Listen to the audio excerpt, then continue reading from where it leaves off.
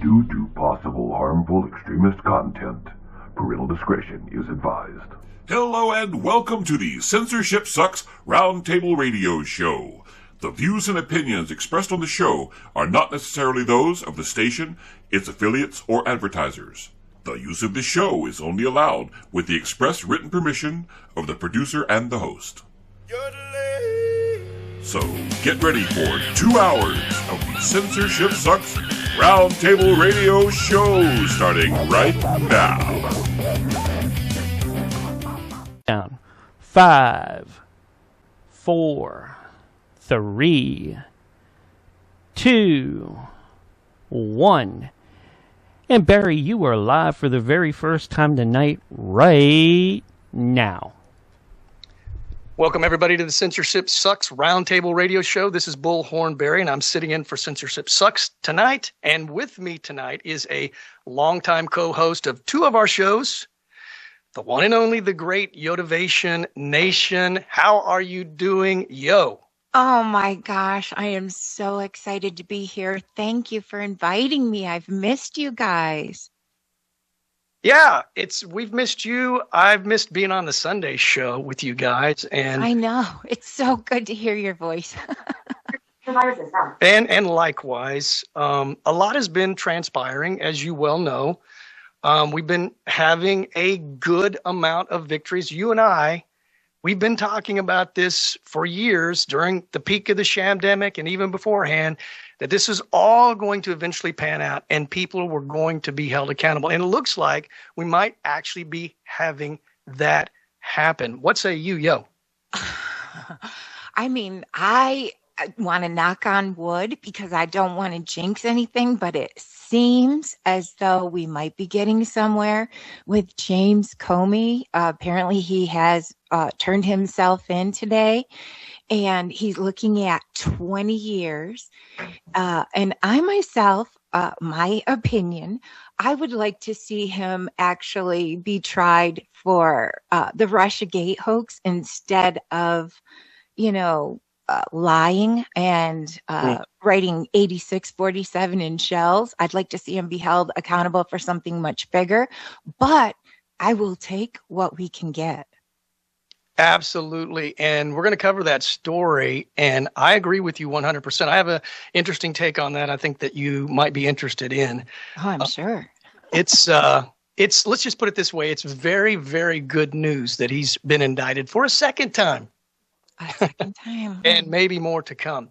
But I want to play this clip from, I think it was last week, where John and I were breaking down how a lot of the things that we have forecasted are now finally, coming to pass. And I believe that this is just the beginning, but of course, only time will tell. So I'm going to kind of get this clip prepared so I can play that. So bear with me. Yeah, there's been so many times. Oh, this is amazing. Absolutely. It gives hope, A lot of people want to say, that's not right, you're wrong. But when you can go and have the benefit of time and truth, like we're about to, I'm excited to hear what you guys talked about. Let's play that clip right now.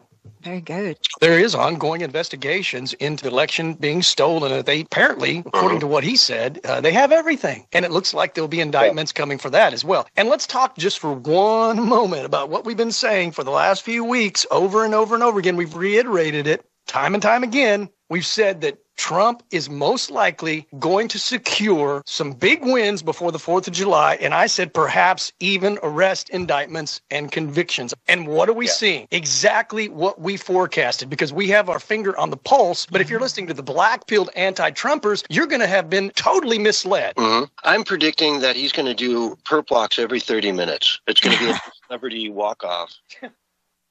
So that was John and I last week talking about how for the longest time we've been saying this, that the arrest, indictments, and convictions are coming, no matter what it looks like. And, we have a lot of people who have joined the woke right, as I like to call it. They've gone completely black pill. They're anti-Trump, and that's all they focus in on. Like we were talking about in the pre-show, about how Owen Schroyer is just like gone off his rocker, it seems like. And he just wants to talk strictly about how bad Trump is and completely ignoring all the great stuff that Trump is still doing. So even if you disagree and you think that the Iran-American conflict is bad, you can't just ignore all the good that's happening and think that Trump is some kind of evil orange man, which is pretty much what Owen has said. He's the worst president ever. He said at one point and one time during one of his podcasts that I was listening to, like, the worst ever. Really? Give me a break, man. So what is really going on? Was he influenced to be this way, or is this some kind of a script that they're reading to give the illusion that there is massive division in MAGA? And of course, Alex Jones now kind of followed down that same trail. He made even more bizarre comments than Owen. He said that Trump literally Trump had betrayed the American people and cut a deal, a backroom private deal with the Democrats to turn over the elections, the 2026 elections and 2028 elections over to the Democrats. Now that is way out there, man. And I knew that was a lie right off the bat. So that kind of makes me think that maybe it's a script, because that's not typical Alex Jones. At least when Alex Jones generally makes a comment, he has some sort of evidence to back it up, but there was no evidence to back that up. So what do you think might be going on with some of these black-pilled woke right people? Are they losing their marbles? I know some of them have lost their marbles, but maybe part of it's a script, I think, because it's just so bizarre. Well, I could certainly believe the script part, because as you and I both know, we've been following this for so long, and we've been living in psychological operations day after day after day after day after year after year after year, and people's minds are melting because a lot of the people believe the lies that have been coming out. And I do think that, I feel like President Trump has transitioned from what I call the deep state over to the Justice League. I don't think that he's a part of their team. The bad guys is what I think, the deep state is. And I feel like he may be using some of similar tactics that the deep state has been using. I have no idea. I'm not there. I could only speculate. If I were a fly on the wall, I would love to know what's actually going on. But I could believe that some things are staged. And let me tell you why. Because when we go back to the 2020 election, I feel like that we had a peaceful transition of military power before Joe Biden was ever even installed. And I won't say inaugurated, because I feel like that whole Joe Biden thing was a big fat sham. I do feel like that it was, as President Trump says quite often, central casting. And I do feel like we've been living in a fantasy world, because there is facts and truth that remain petrified forever, just waiting to be discovered. And then there's all of these other things that we're living in that are being changed and manipulated, and facts don't change. But people's minds are.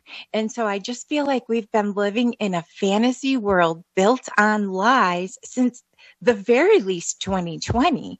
And again, this is just my opinion. But I really don't think Joe Biden was our legitimate president. I say, pardon my French, but 81 million votes my ass. And so I think that we've been living in like a fake reality for so long that we're just in more fake reality being built off other fake reality. We need to get back to facts and truth in order to get back to what's really happening. And I think only the military and President Trump would be able to answer those questions. Well, we're certainly in a time of uncertainty and the unknown. And there's the noise is sort of mixing in with the tune, so to speak. You know what I'm saying? It's sort of blurring to where you don't know what's really happening. It's really hard to assess everything right now. We're in a phase of sort of ambiguity, I would say. And to sort of fuel this possible conspiracy with Alex Jones being a white hat and actually doing all of this, sort of probably with Trump's approval, is this part of it makes me think that Trump was acting deranged. If you remember when he was saying, I'm going to blow them into oblivion, I'm going to do this, I'm going to, finish off Iran pretty much altogether, blow them up to oblivion, and they just making wild. Oh, and then he played the some heavy metal song, doom and gloom, apocalyptic thing, and then he did some other weird thing with blood, and I don't know, it was weird, man. He took that one down, I think, pretty quick. So he was acting unhinged. And then soon after that, of course, Alex Jones and Robert Barnes go into condemning it. But at the same time, they're just doing what Trump wanted him to do, make Trump look unhinged and crazy. That was a strategy to put fear in the hearts of Iranians, not the Iranian people, but the Iranian regime or whoever's in control over there. The bad hombres. The bad hombres, man. And he was basically fueling that unhinged thing about Trump. And then it was circulating all over X, all over Facebook, all over wherever, Truth Social, Minds.com, Instagram, what have you, and the news in general. And so if Iran is looking at the pulse in America, they're thinking, wow, this Trump guy is unhinged. He's going to blow us into oblivion unless we comply.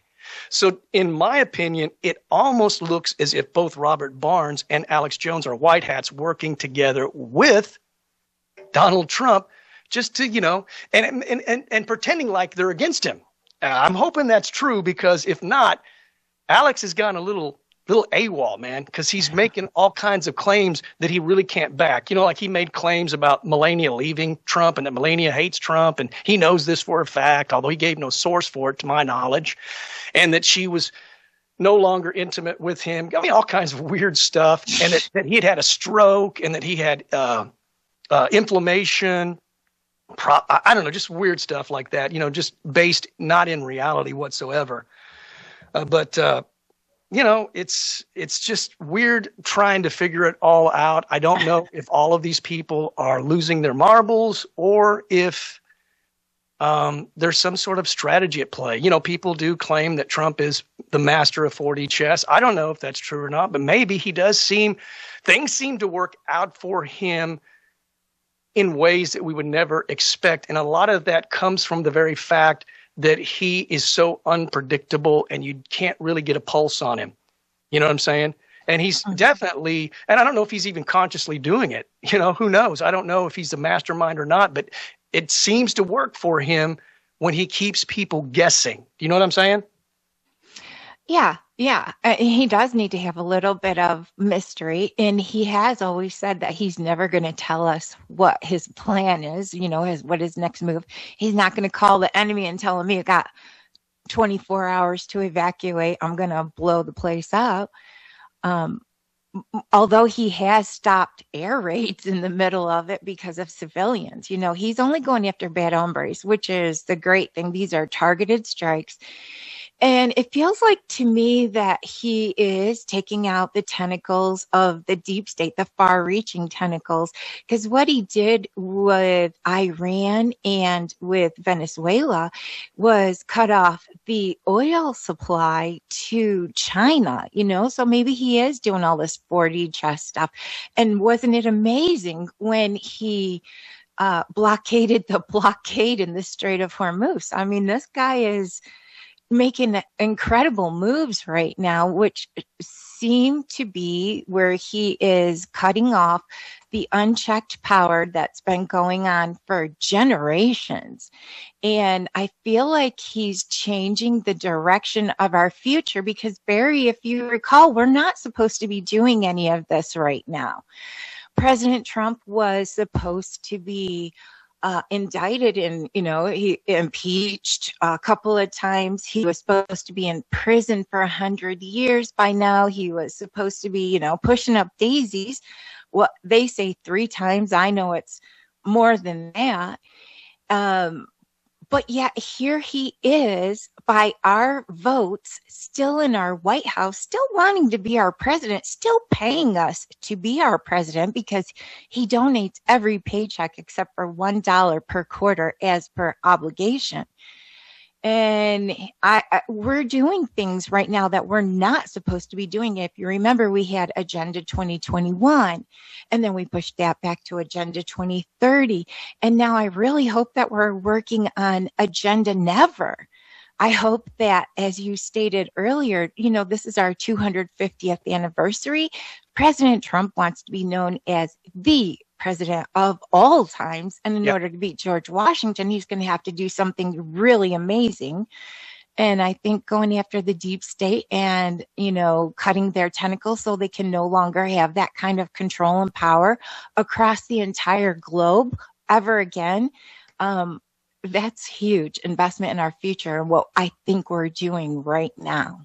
Yeah, you hit it right on the nose. Trump has an ego, and that's a good thing. He's not a narcissist like Biden or Kamala Harris or the left or the globalist, but he does have a huge ego, and he's not going to risk going down in history as a bad president or a war president. I mean, I've said multiple times on this show and on social media, both alike, I said that probably in 3 to 4 months, the Iran-American conflict will be an afterthought. And you can mark my words on that. I've said it over and over again, just like I said we were going to get indictments, arrests, indictments, and convictions over and over again. I said that we would get that before the 4th of July multiple times because I understand, like you, the mindset of Trump. Now, I wish I knew a little bit more about the America-Iran conflict, because I really don't, unfortunately. I'm not as well educated about it, and I tried to listen to, are you familiar with Jillian Michaels? She's got, she was going over all of this like complex, 4D chess stuff that Trump was supposedly doing and how there was all these wins happening through this conflict, but it was over my head. So I'm going to have to listen to it again, maybe 2 or 3 times, because it was just, she was much more informed than me, so I would have to do some research. But somebody might want to go check that out if they're interested in seeing possibly some other scenarios besides the scenarios that we're getting from the woke right or the woke left and the corrupt establishment. But let's go ahead and cue up, speaking of victories like we've been talking about, let's cue up this video from Fox News where hopefully I can get this thing. I'm having a little difficulty with my phone. I've got the John problem there. Always have problems loading up the clips. But this is from Fox News about Dr. David Morans. He was one of the top advisors to Dr. Anthony Fauci, and he was indicted for allegedly using a personal Gmail account to hide emails about COVID-19 research in the Wuhan lab, which is really how they operate, the left operates, isn't it? I mean, they always do things in the shadow. If you're doing good things, you do it in the light. You have nothing to hide. You just put it out there. But the left continues to do this kind of things. And here's something very interesting before we play this clip about this indictment. There was mention in this indictment about 2 other co-conspirators. And let me check my notes here. They're basically high-ranking officials, and a lot of people are speculating that it might be, and again, this is speculation, Peter Daszak, the former president of EcoHealth Alliance. Makes sense. And also perhaps Anthony Fauci himself. Makes sense. And so this guy Morans, Dr. Morans, he bragged about how to make the emails disappear. He bragged about it. And he switched to personal Gmail to dodge public, record requests, FOIA requests. And, that's a way to sort of hide their corruption. So we got to thank Rand Paul. A lot of people on the right don't like Rand Paul. They don't like Massey. They don't like Marjorie Taylor Greene. I may have disagreements with those people at times, but I do not think they are the enemy. And I am not going to bash those people into oblivion and say they're not MAGA like Trump says. And maybe that's strategy as well. Maybe they're best friends and are golfing buddies. I don't know. But let's thank Rand Paul for that, because he pushed for this prosecution. And anything you want to say about that before I start the clip? Oh, I am excited to hear what this clip has to say. I have a lot to say, but I want to hear what your clip says so I can contain myself. This is from Fox News, and this is just about the indictment. Or to move them into PST files frequently because they jammed the computer. The Justice Department says Moritz used his personal Gmail account to exchange non-public information. The indictment also claims an unnamed co-conspirator gave Moritz wine for his, quote, behind-the-scenes shenanigans, then suggested he could push scientific commentary in a prominent medical journal advocating that COVID-19 had natural origins. That's a competing claim with the lab leak theory. The indictment says the co-conspirator could also provide meals at top restaurants in Paris, New York, and Washington, D.C. In April 2020, the NIH terminated that back coronavirus grant awarded to EcoHealth Alliance, who then contracted the Wuhan Institute of Virology to conduct that research in China. From the start of the pandemic, its president, Peter Daszak, worked to discredit any theory that COVID-19 had leaked from that lab. Okay. All right. Thank you, Rich. More to come. Rich Edson on that story from Washington, D.C. Thank you. So there you go, man. Okay, so I do think you're right. That probably was Peter Daszak and Anthony Fauci that were probably the unnamed people, because they are tied to EcoHealth Alliance. Not only did they allegedly make the bioweapon, the COVID bioweapon, in order to be able to bring out the COVID vaccine that nobody needed. They lied about all of it, and they used our tax dollars in order to poison us, in order to attack us. That was illegally done. Anthony Fauci, he and Peter Daszak did that with our tax dollars. And that's not the first time they've done illegal things with our tax dollars. You know, side note, that would be aiding and abetting a foreign invasion on our own soil with our own tax dollars through the compromised, treasonous, illegitimate usurper, lying China Joe Biden. This is what's going on. They use our tax dollars to harm us. And I would like to see the insanity stop. Why do we even pay taxes anymore when we know how much, not in debt we are, but how much in fraud we are? And COVID is no different, in my opinion, that it was another scam brought on by the deep state, the globalists, the shadow government, in order to stop President Trump, who was never supposed to be in there in 2016. If you remember, Hillary was never supposed to lose, but she did. And then President Trump got in there and started overturning all of the things that we were never supposed to know, and now we do. And so I think that's what COVID was all about, was stopping, because President Trump was showing how easy it is to make America successful and great by using common sense policies, but that's not the deep state and Democrat way. And so they had to, kind of take away the credit that President Trump was getting because of all the progress that we lived through the first term and now this term as well in record-breaking time.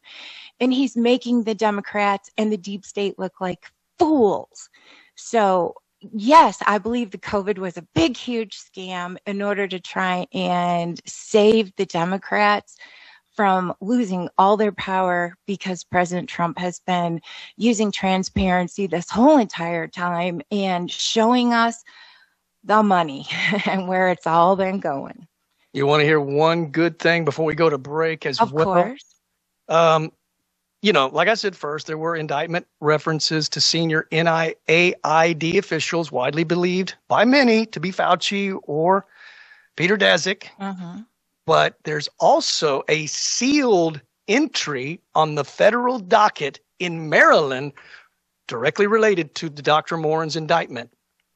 So it's sealed, which means that the charges exist. There's more charges coming. Like we've been saying and reiterating over and over and over again, more charges are coming, but they're hidden from public view. And they do this, generally speaking, to prevent suspects from fleeing. We don't want Fauci fleeing if it's him. Mm-hmm. And to prevent destruction of evidence like we saw with Hillary Clinton and bleaching of the files, or coordinating stories even before arrests. Mm-hmm. So, folks, you can believe what you want to believe. You can follow the anti-Trumpers all you like.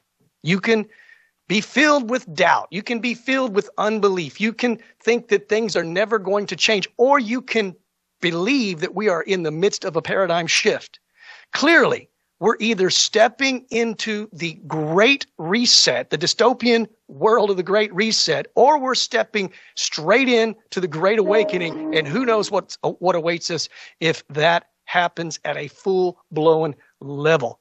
And now we got to go to break, and we'll be back after this. Here we go. We're on radio break. And did I hit it okay? You went a little over, but we're good. I did. You got to watch that. I think you did great. John's not here to cut you off to take you to break. I was watching it, and then I got a little carried away at the end. You just, like, you know, you never. You got to watch me. I'm like, come on. How many seconds off was wrap it up. No, come on, let's go.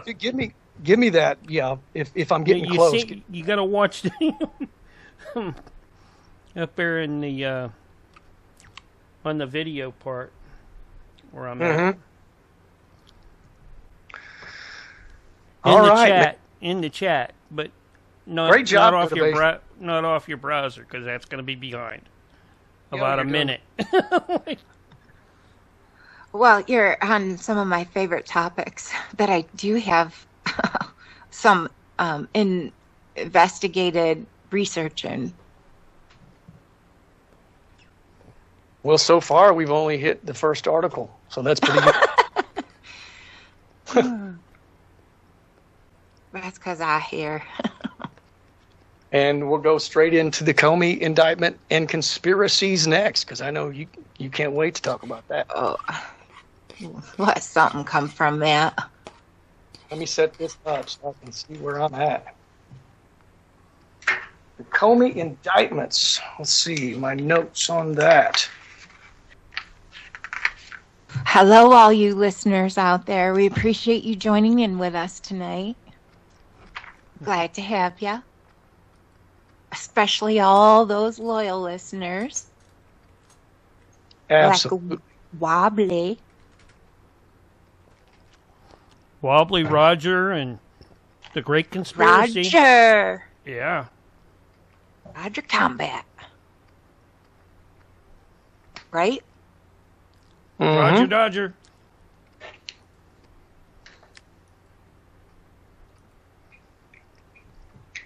Cecilia still join us? When she can. Say it for me, Barry. Cecilia. You're so good at that. I have missed you terribly. We've and missed you. CS. Yeah. Will you be in on Sunday? Hey, do I have time to get some water? We got a couple more minutes. We got 2 left? minutes. Okay, I'll be right back. Real quick. Or Univation's bringing us back. Which is fine. Okay? We can do that. You want to bring us back, yo? Not really, but if come I on. must, You can I will. do it. You can do it. John will be like, oh my God, I heard her coming off the break. She was there. She brought Barry in this time. Oh, I can just hear her. Switched it up a little bit. And on Sunday he'll play it all off and be like, dude, I'm not like that. I'm like, yeah, you are. You are. I hope John is having a great time. Every time Yotivation comes in, the guys get mushy on her. I'm like, oh. I love my fellas. Well, we love you too. I do. You guys are my Goombas, my buddies. I have a lot of good memories, a lot of late nights with you guys. I mean, think about all that we've been through. I mean, through the crazy Roger wants you to throw in Jesus, UFOs, and David Icke. Oh, what about oh my God, Wilcox, don't do that. But anyways, we got 30 seconds and we're back. We could do that on the second hour if we start running out of things, I guess. Because, like I said, Jack has a big guest coming in tonight. Vic Vindicif. He's a really good guy. Anyways, here's your countdown. Who's bringing us back anyways? Barry. Okay. 5, 4, 3, 2, 1. And you're back live and on the radio side right now. Welcome back to the second part of the first hour. And man, we've got a lot of things to talk about, and we're going to be a little bit more looser than the show normally is. So maybe some of you will like it, maybe some of you won't like it, but it is what it is. So we covered the indictment of Dr. David Morens. I think I'm pronouncing that correctly, but we haven't yet covered the indictment of James Comey, the second indictment. The first one failed, obviously. I think it was a Democrat judge that basically let him off. I may be wrong about that. But essentially, the former director, James Comey, was indicted on 2 felony counts for allegedly threatening President Trump in a 2025 Instagram post showing seashells. Remember that? Yep. Spelling 8647. Now, he surrendered to authorities today in Alexandria, Virginia, April 29th, 2026. He made a brief court appearance. Now, he was probably, it wasn't reported, but most likely released on bond with strict conditions while he's awaiting trial. I mean, he's not going to be going anywhere. And he posted out that he was very confident to keep the faith. I mean, these people, man, these people who are allegedly crooked, in my opinion, their narcissism is not going to carry them through to victory this time because the tide has turned. They no longer have control of the conch. It's still sort of up for grabs, the conch is, but we have more control of it now than they do. And so they're not going to be able to rely on whatever it is they rely on to get weasel themselves out of, arrest, indictments, and convictions. And I'm just curious, like, what is he talking about when he says, keep the faith? Keep what faith? Faith in what? God? Does he have faith in God? A faith in the deep state bailing him out? A faith in Satan? I mean, who and what is this guy putting his faith in? Because he has no moral high ground to stand on, in my opinion. No, he does not. He thinks he does. He always has thought he has. But the thing about them is, Jim Comey, he actually has roots in the Russia collusion delusion hoax, and these are facts. These are things that do not change.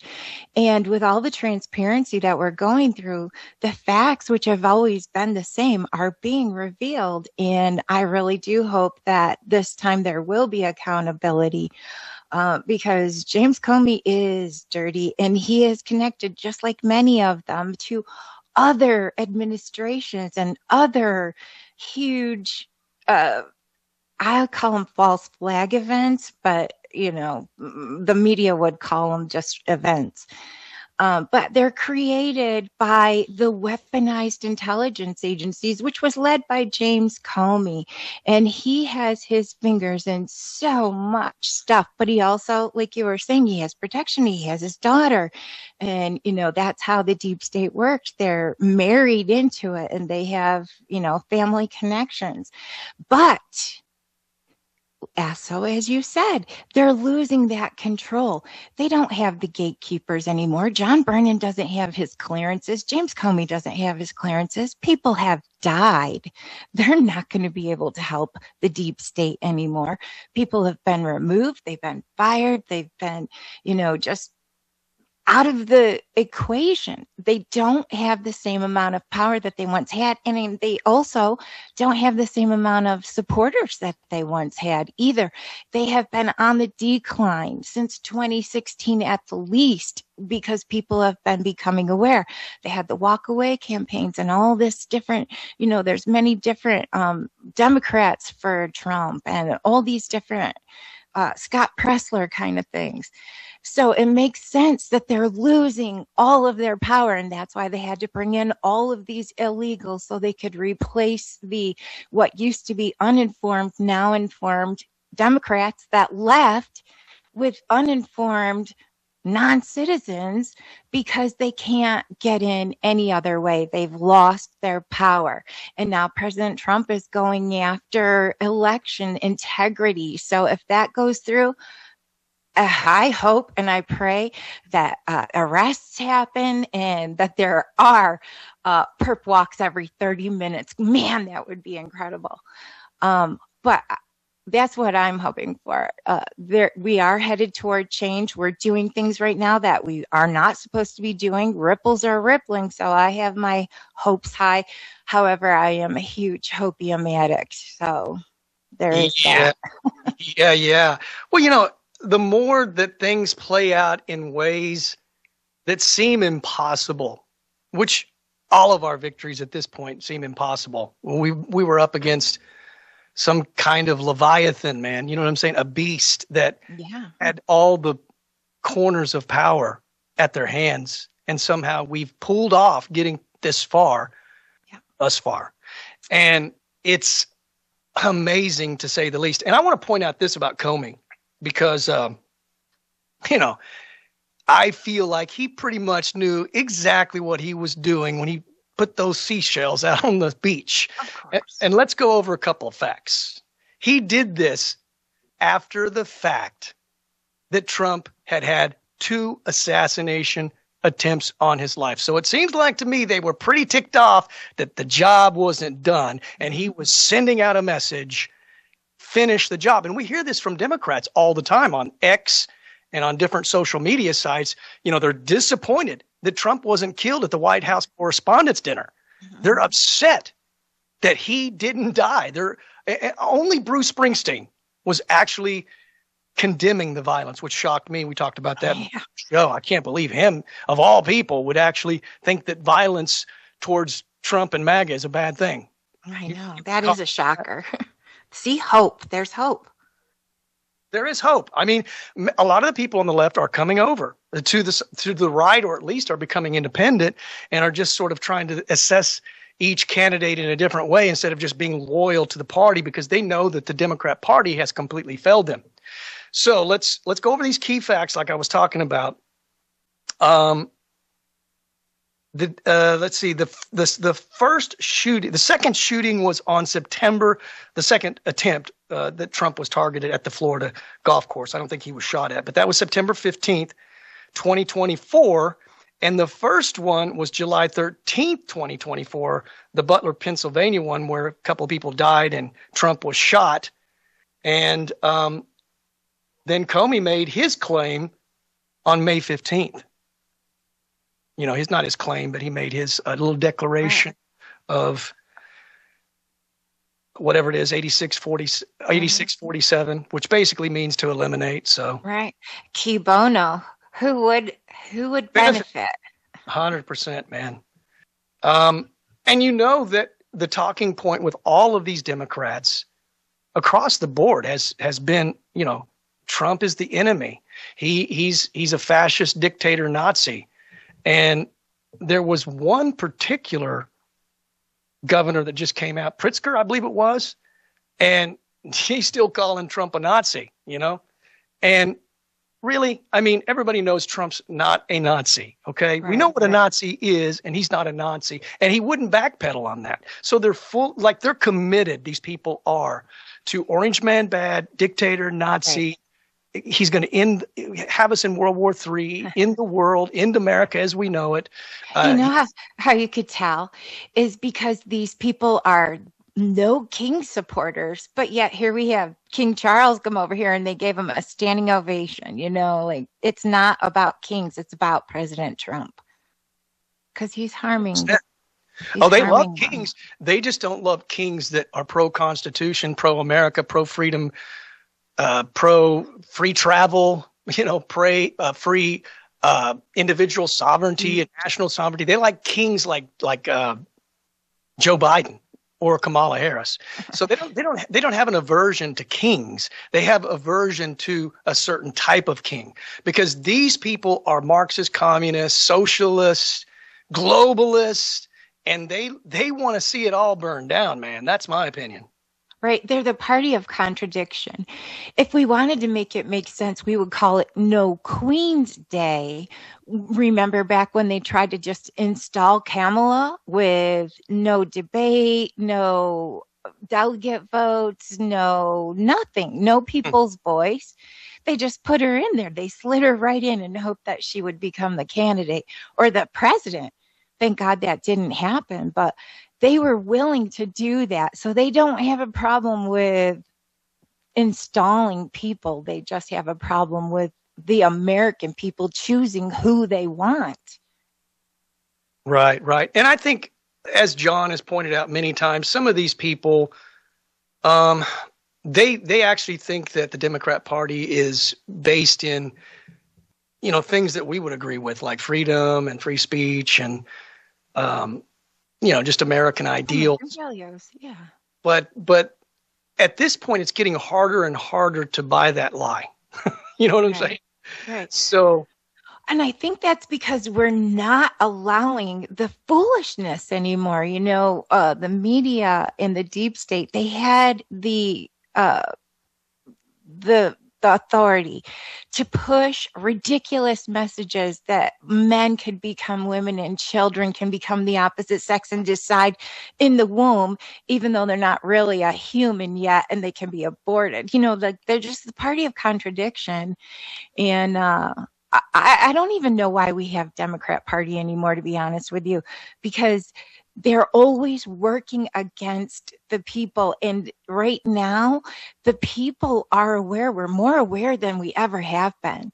And that's why things are changing. People are not supporting that anymore because we are the party of common sense. We're not the Republicans. We're not, maybe we are MAGA, but we're the party of common sense. We got away from the ridiculousness and the mind games that they've been playing on people. And unfortunately, it's the weak-minded people who are just believing things, because men cannot become women, but they believe they can. And what you believe to be true is more powerful than what actually factually is true, which is what has allowed us to be in this fantasy reality, air quote, that we're in right now. And I think AI feeds a lot of those delusions to people as well, some of the AI out there.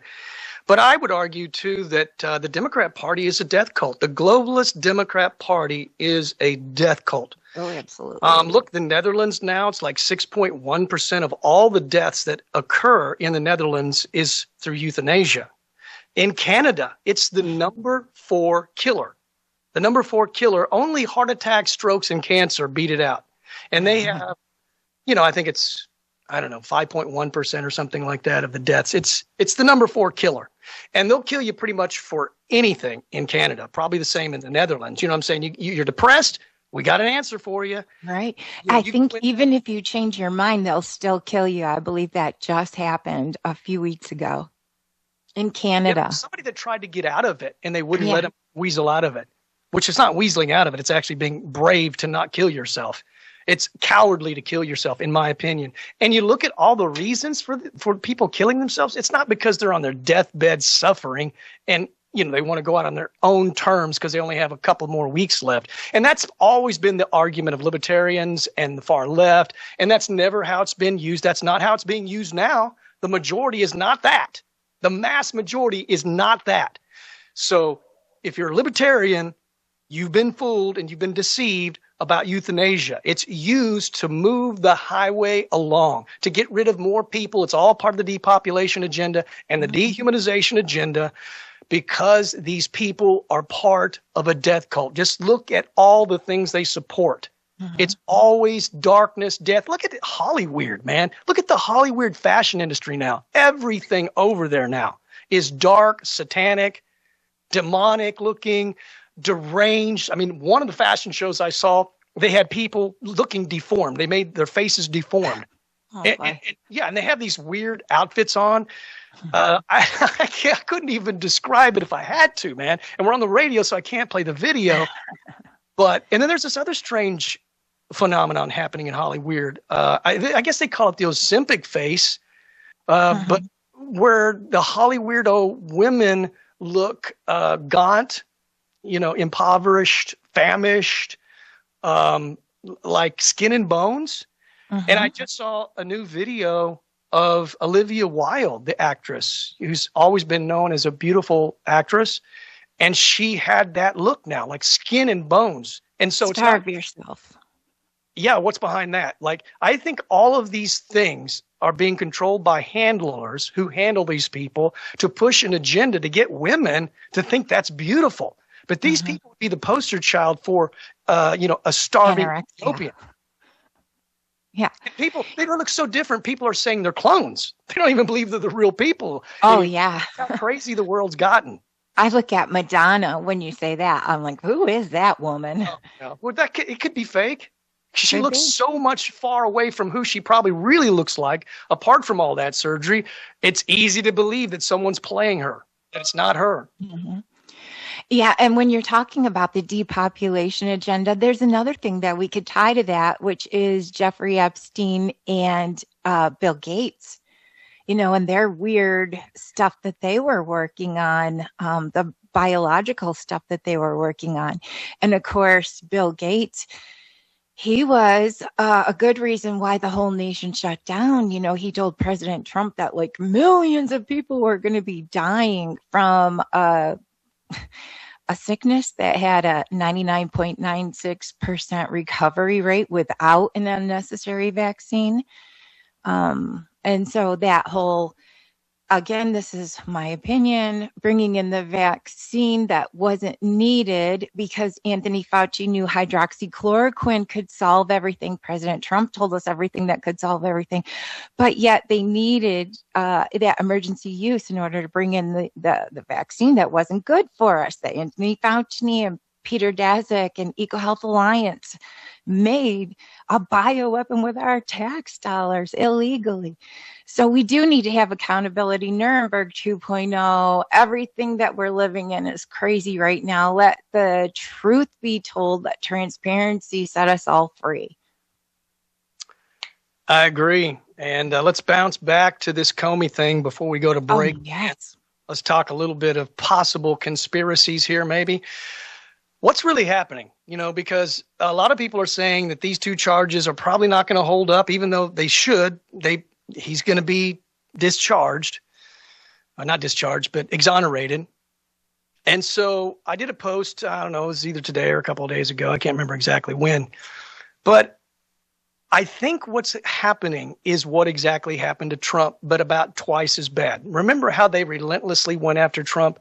Every chance and every opportunity to try to break him, to try to wear him down. And yet he performed like a pro. He never sweated under pressure. He never broke his confidence. And so far, the deep state's doing the same. But if Comey keeps getting indicted over and over and over again, even if he gets exonerated 3 or 4 times, and they just keep bringing more indictments because they have so much probably on him, folks, let's be honest about it, that they can do that. And so it's kind of the philosophy, the spiritual philosophy that what goes around comes around, or the biblical truth of you reap what you sow. And if you look at it from a biblical perspective, sometimes when people do this kind of extreme evil, comes back on them like double. And so I'm thinking like everything they did to Trump is going to be like doubly worse for them. And they're not going to be able to handle it because they don't have the high moral ground. Trump had the high moral ground. He had the support of MAGA. He had the millions and millions of prayers going out for him every single day, holding him up in that spiritual sense, giving him faith and confidence and hope. Who's going to give them faith and hope as their whole world starts to basically collapse? So I think, and I'm just going to say this on the show like I always do, I make my forecast wide open, and I usually state it by saying first, mark my words, if Comey gets exonerated of these charges, he will be indicted again. Mark my words. Yeah, I believe that's true. You think about the burn bag that they found in the secret room and all this information that we were never supposed to see, but yet here we are seeing all these things. And I think you're right. I think they have a long list. I mean, obviously they, as far as I'm concerned, the facts remain. They did what they did. Now it's time to prove it, because it is one thing to say it. It's another thing to prove it. But I believe, I did all my research, and I believe that going back to the Russia collusion delusion hoax, that was perpetrated by the weaponized intelligence agencies. It's already been proved that that was a hoax. And again, look at what they did in J6. You know, this is what happens when we don't hold them accountable. Then, you know, they're free to do more hoaxes and more hoaxes. And apparently this is okay now, you know, since what, 2015 or 16, when Obama, you know, allowed propaganda to be used on the American people. And they are destroying our society. Marriages have been destroyed, and people have been, you know, families torn apart because of lies. And I don't know. I think that somebody needs to be held responsible for the state of mind of the people that are believing all this stuff right now and are just supporting the next thing, because it never makes sense. Again, it's the party of contradiction. And James Comey, he did it to himself, because they went after President Trump by any means necessary. They moved the goalposts in order to be able to go after President Trump. And so in doing that, now they've left it wide open that it's our turn to go after them. And it's only possible because of the things that they did in order to get President Trump in the first place. So fingers crossed, James Comey held accountable, and others. And there's no doubt that the deep state, the globalists, the Democrats, the far left, the radicals, they're going to keep pushing forward. They're going to keep resisting. They're not going to surrender. They're going to have to be defeated, as I've said many times over. And we're seeing this happen, sort of a new level of craziness. And I made a post a couple of days ago talking about my concern for that, because it seems like the crazy's going to a new level. And that's kind of dangerous because, you know, well, I mean, trying to kill Trump at the White House Correspondents' Dinner, that's pretty insane, you know. That's like a third attempt. That's a third attempt now on his life. A teacher? Oh, yeah. Okay. Well, he was definitely, I heard, Antifa, I'm sure. I mean, and some people, there's some conspiracies out there. Maybe he was working with some shadowy figures. You know, we always get this lone gunman thing, and I'm not so sure about that. You know, the lone gunman theory maybe is true some of the time, but I don't think it's true all of the time. Because to get in and to bring the gun in like he did with the backpack, and, you know, of course, the White House Correspondents' where it's held at is not super secure. That's why he wants the ballroom. And yet he's getting resistance from the left about the ballroom that isn't costing the taxpayer money any dollars whatsoever. It's being privately financed. It would have bulletproof shielding all over the place. It'd be highly secure, and it would be a safe place for diplomats and other people to go and have a safe gathering, because we're in one room. Crazy times. What's that? In one room. It's just not big enough either. They had to have the state dinner in several rooms in the White House to accommodate, you know, a couple thousand people, I think. So they need a bigger room, like you're saying, that's fortified and where people can feel safe, especially the President of the United States. But the left can't assassinate Trump if he's got a secure place. So that's probably one of the reasons why they don't want it built. Oh, I'm sure you nailed it, buddy. It's so insane, man. And we had that study come out about the Democrat Party. There's an assassination culture within it. I don't remember all of the statistics. I mean, we can look it up in the break and come back with it in the second hour. But the numbers were astronomical of people that believed it would be okay to assassinate Trump. Unbelievable in the Democrat Party. And, you know, this is why people always say, well, I don't want to lump all the Democrats into one category. I agree, but a strong majority of them are clearly out of their minds, and they are not good people. You know what I'm saying? I think we have a minute left before we go to break. So you want to say anything before we go to break? Yeah, you know, I hope that we do have clarity, and I hope that we do go to the source. I believe myself that a lot of this stuff is brought on by weaponized shadow government, including pharmaceuticals and the whole transgender thing. That's all about killing. I think that, you know, that's what they want. They want us to kill ourselves, kill each other, so that it's less difficult for them to control us in the future. And they've been successful the last 10 years. But we're coming out of it. Common sense is being restored because we're no longer allowing the programming and the brainwashing.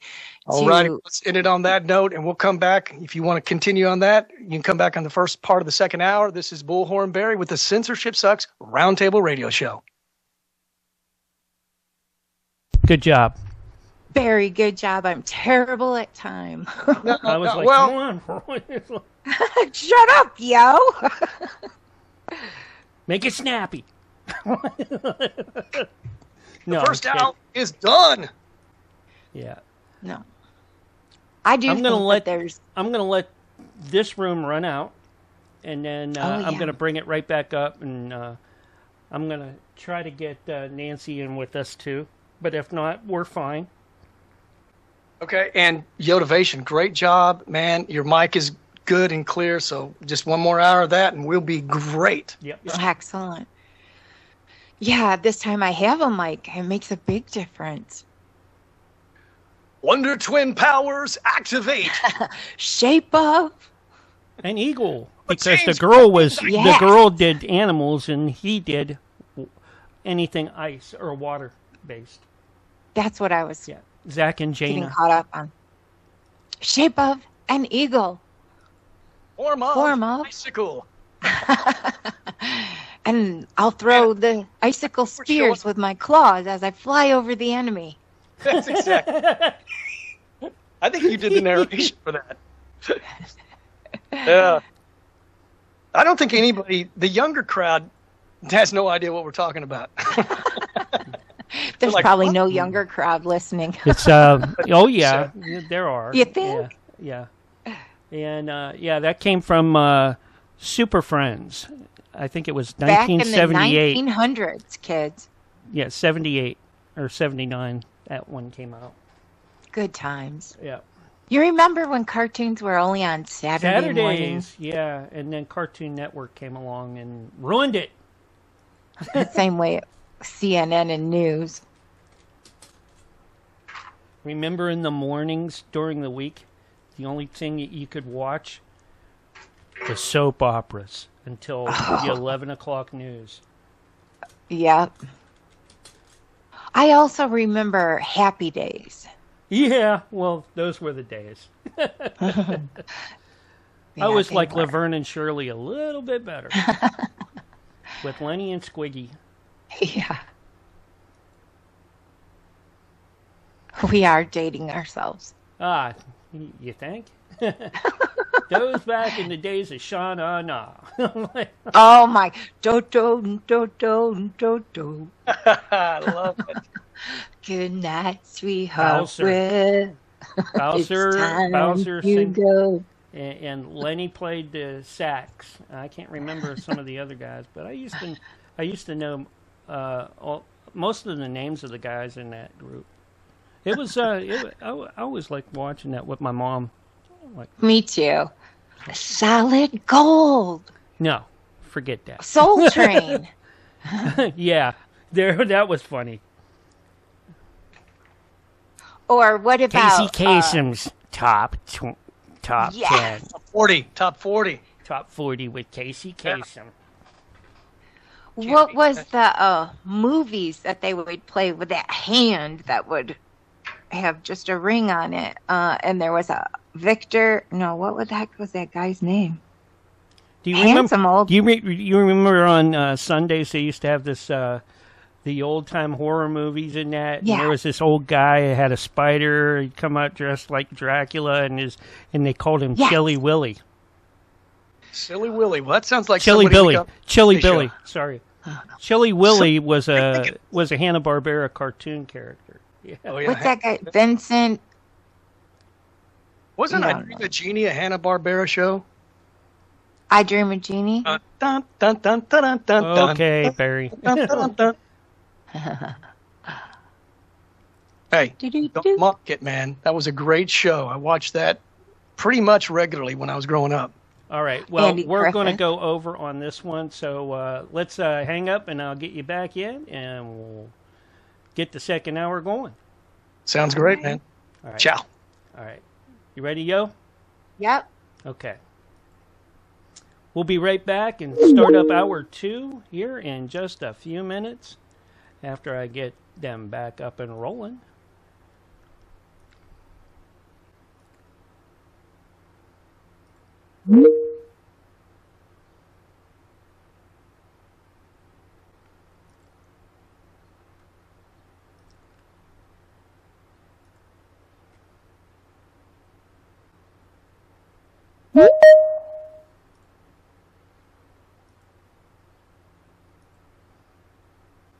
Hey, there he is. See how fast I was? You was pretty quick on the draw there. You're ready to come back on Sundays. Every Sunday now. And don't laugh. We Don't know, tell me what I to heard do. you say it's a promise. So there. Yeah. So yeah. That was before we got back in with everybody else. All right, they can't hear everything that we say. Not really, but anyway. Yeah. I might be making stuff up, but I'm not.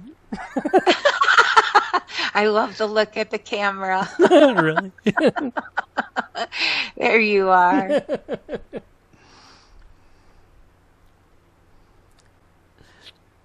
I think the other folks like that too when I do that, but I don't know. I'm like, it's still taking me some time to get used to, I love it.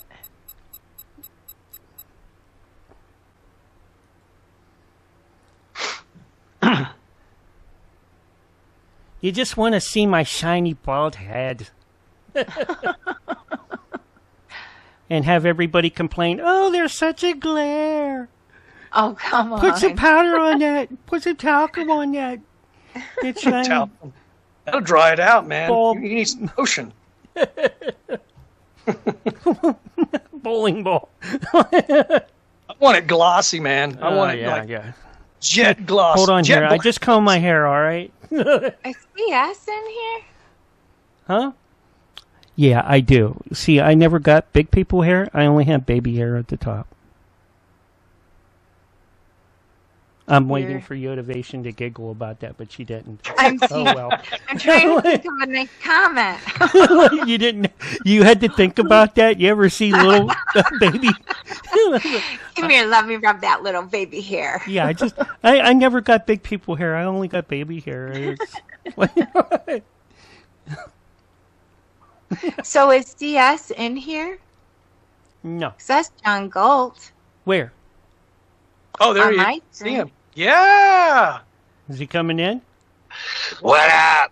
What up? You thought you could I didn't get think you was going to make away. it to your own show that you said you weren't going to make it to. Well, I got it. Everything ended a little early, and here I am. Well, Yay. you're just in time for the second hour then. Yep. I see that. I miss you. And you guys, I was listening to you for the last section, and Yeah. you're doing great. Barry, man, you sound like a leader. He A man is who a knows what he's leader. doing. You Yotivation, did you did hear where Yotivation said that she promised that she was coming in on every Sunday I night. heard that. Yeah. I did hear that. That was Yeah. pretty cool. Even though I didn't really say that, but I did. It was AI. It was AI. I can't make promises I can't keep, but I can try and be here. And again, I don't want to rain on your parade. You guys are doing so good. I literally there's one rant I want to do, and that's about it. okay. What's it about? We'll just work it in. Where's These what's psycho bastards on CNN and everything that have just tried to get Donald Trump killed. This psycho that tried to kill Donald Trump listened to Rachel Maddow and believed every word she said. He listened to, Dick Durbin and like every Democrat in the Democratic Party that is saying Trump is a fascist, Trump is a Hitler, Trump is all these things. And he said, wow, I have to act on that if this is true. And he did. And it's their fault. Well, we can come back with that right off the bat, and I can sort of just introduce. Yeah, you keep the reins to the show. This is your show tonight. I'm just a guest tonight. I love that. Okay. The energy is really great tonight. Either way, It's like a Rubik's Cube we're twisting once. Yeah. Yeah, you do the intro, you do the outro. Just keep doing. We what got you're less doing, than man. 30 You're doing seconds, good, folks. All right. All right. Really? Yeah, John, since you're here, you make sure that he does the outro. All right, you do the outro since you're much Yeah, better Barry, with that. You do the intro, the outro, everything. I'm just a guest. Really. Here's your. You could tell him time. Look out, cats, dogs, and kids. Here comes your countdown. 5, 4, 3, 2, 1, and you are live for the second hour right now. Welcome back to the Censorship Sucks Roundtable Radio Show. This is the top of the second hour, and we've got somebody really special in here right now. I don't know. We weren't expecting the person. He makes rare appearances every now and then. You might know him. He's the legendary John Galt. What's up, John? AKA Censorship Sucks, the actual host of the show. But tonight, I didn't think I was going to be able to make it. I got lucky, got out of a ordained meeting a little bit early, and so I am back to hang out with you guys for the second hour. But I was listening to a good chunk of what you guys did in the first hour, and it was fantastic. Barry, you're on fire. I don't want to take any of that away from you, so just keep doing what you're doing, man. Well, we were talking right before we came on air that you had one rant you definitely wanted to talk about, and so let me kind of set that up, because we've been talking about this in the first hour about how we really don't need to underestimate the sheer willpower of the extreme far left, and how they're digging deeper into this kind of bonkersville craziness, insane rhetoric, heightening up the rhetoric after our beloved president has had 3 attempts on his life. Man, think about that, dude. I'm pretty sure there's no president that's had that. I'm pretty sure. I don't know that for a fact, but I'm pretty sure about that. So, John, man, are you feeling what we're saying about all of this just insane rhetoric, man, and anger and hate and lunacy? Take it away. They're psychos, man. The Democratic Party is the party of insanity and violence. And I mean, they can all go to where. I swear to God, AOC, I've got clips of you for 10 minutes long saying Trump is a fascist, Trump is Hitler. All his supporters, myself, Barry, Yotivation, all of us are Nazis. We are fascists. We are the scum of the earth. You're out there. Chuck Schumer, you too. Hakeem Jeffries, you're a dirtbag. Okay? Well, you've got this campaign for your midterms that says something about all war all the time. We're gonna ramp up the rhetoric, and it's just all war all the time. And you were asked to step that back, and you said no, thank you. We don't need to step that back. We're good.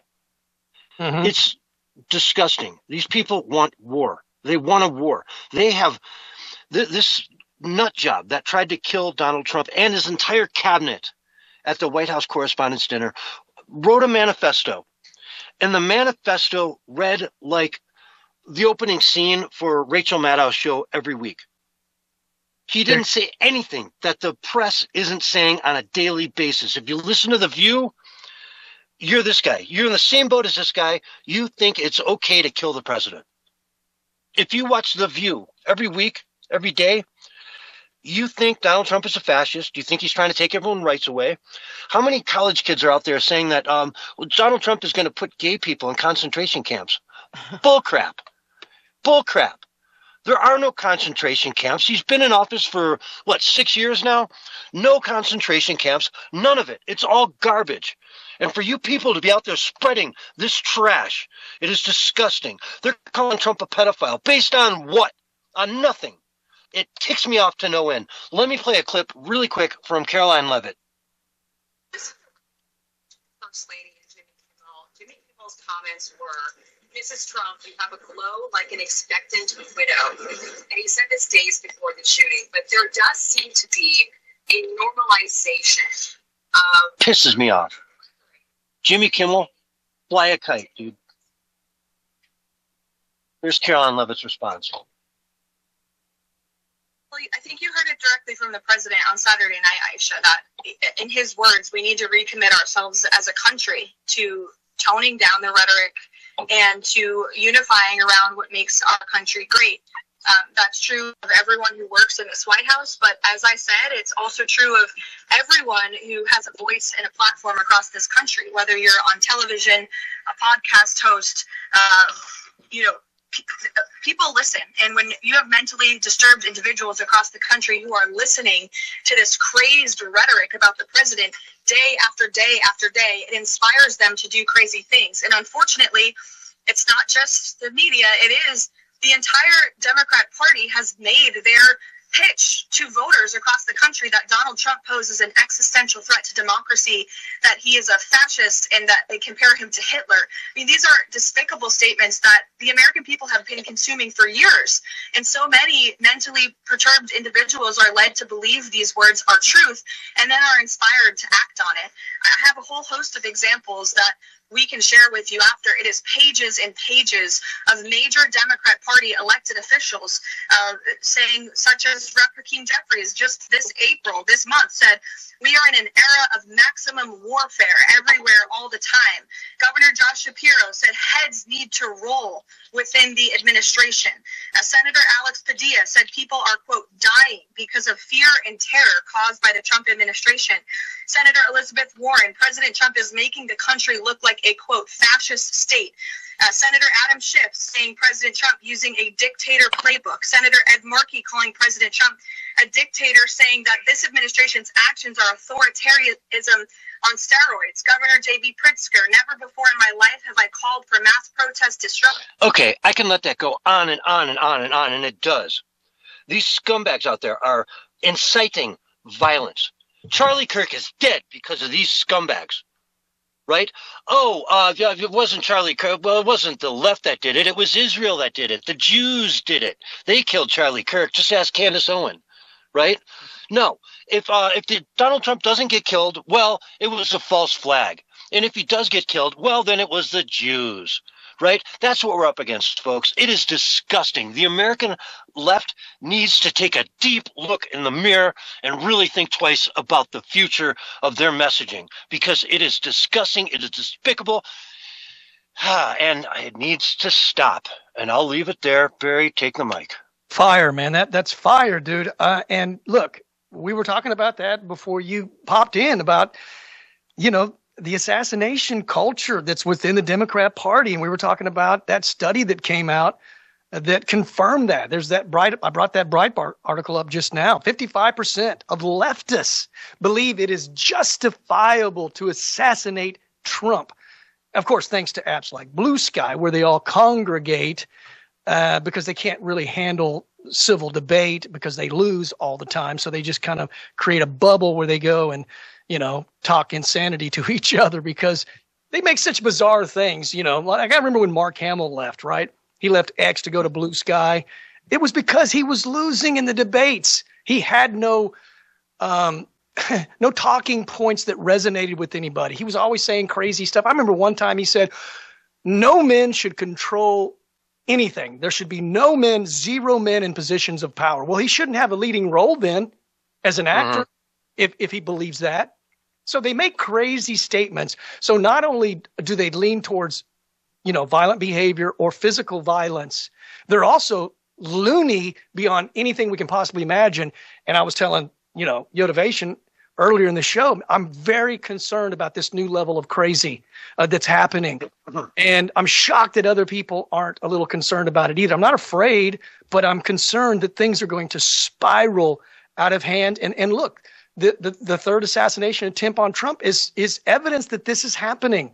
It is underway. And you have 55% of Democrats who think it's okay to assassinate our president. Wrong. And just wait, man. Nick Shirley is, he put out a thing the other day that said, I'm supposed to be killed today on the 27th, right?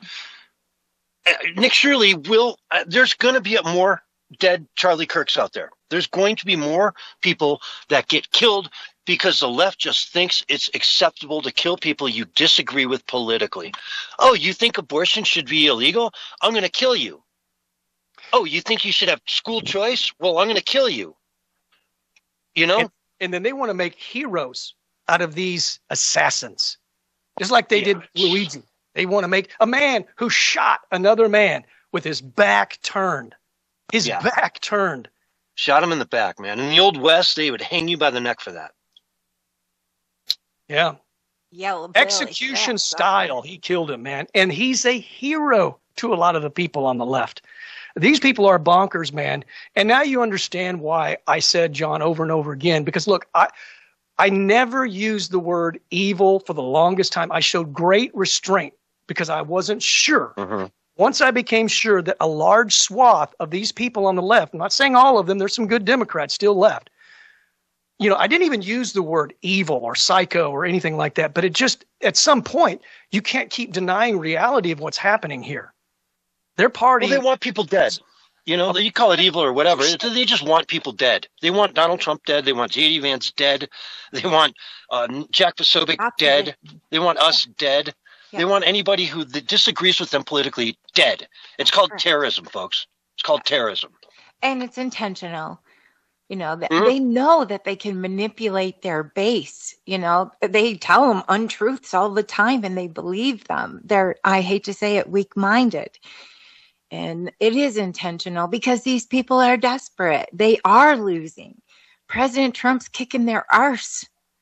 And they cannot back down. They cannot submit. So they are doing, you know, what desperate people do, pulling out all the stops. And we just have to continue to pray, you know, for President Trump's continued safety. Which thankfully, you know, I believe myself, it's been more than 3 times. If you remember, there was a dude in his first term that came to a Trump rally with a gun. And I'm sure that there's other attempts that we haven't even been told about. President Trump still wants to be our president through all of that. And he still pays to be our president. He's invested in our nation. And I think that we are doing the impossible because President Trump, he likes to accomplish, and he has done things in record time that people thought never could happen. And I think that includes taking down the deep state as we are right now. And I think that's evidenced because Cuba is next. I think we'll be out of Iran very soon. And we're just going to keep taking away the power of the deep state and restoring sanity and common sense. And I think that's going to change the flavor of the nation. I think we're going to restore sanity and go after the people that have been harming us for all this time intentionally. And I am talking about pharmaceutical companies and things like that with RFK Jr. in there and making America healthy again. That is going to restore people's sanity. It's going to restore people's health. And I think we're going to see a different nation moving forward. Again, we're not supposed to be doing any of this, but we are. And look, I think we really just need to understand who and what we're up against. You know, when we said earlier in the first hour, these are not people that are going to relent. No. They are only going to stop when they've been utterly defeated. Yes. They're going to continue with their foothold strategy that I've talked about. And we just need to be aware of that these are bad apples and they just keep going like the Energizer Bunny. And that's why I've said, you know, it's so important that we have arrest indictments and convictions, or else it just will continue because these people feel like they can do anything they want and basically get away with it. We were talking about in the first hour, I said they're a death cult, and I believe that 100%. Mm-hmm. The globalist Democratic far left is a death cult. And I have an article to back it up. So we've talked a lot of great things, so let's go a little bit to the dark side. You know, we got to do it because it's real and it's what we're up against. But there's an article that came out from Remix, is the source. And John, you and I, we've talked about this. I brought this up multiple times during the show, during the breaks. You know, I've talked about how there are people raping elderly women, young men, 20s, 30s, 40s, raping elderly women, and how sick and just deranged it is, man. Well, this article out of Remix says 14 cases, elderly women targeted in France. Border security crisis. So a French journalist exposed a disturbing pattern. Elderly women in France being raped, often by young foreign migrants in irregular status. These 14 cases, all from France alone, because it's happening in the United States, it's happening in the UK, it's happening in Canada, it's happening all over the world, where they've just allowed, unfettered, unchecked immigration or refugee status to anybody and anyone without even knowing who they are. This kind of thing happens. Some of the victims were as old as 102. Oh, jeez. I'm going to give you the three worst cases. Pathetic. 14 cases. These are the top three. Okay. Number one, an 80-year-old raped to death in Niort. The victim didn't survive. Attacker, an Afghan man. Charge, rape resulting in death. Literally raping someone to death. I didn't even know that was possible. Number two, 93-year-old raped in her hospital bed. She died of cardiac arrest. Attacked while helpless in a place where people are supposed to be getting healing and good care. Safety. Trauma literally killed her. Number three, 102-year-old subjected, golly, 102 years old, man, to attempted rape in a nursing home by a 39-year-old from Guadalupe. This is the oldest victim attacked in a safe facility. And of course, they couldn't handle it and died weeks later. Folks, something's going on.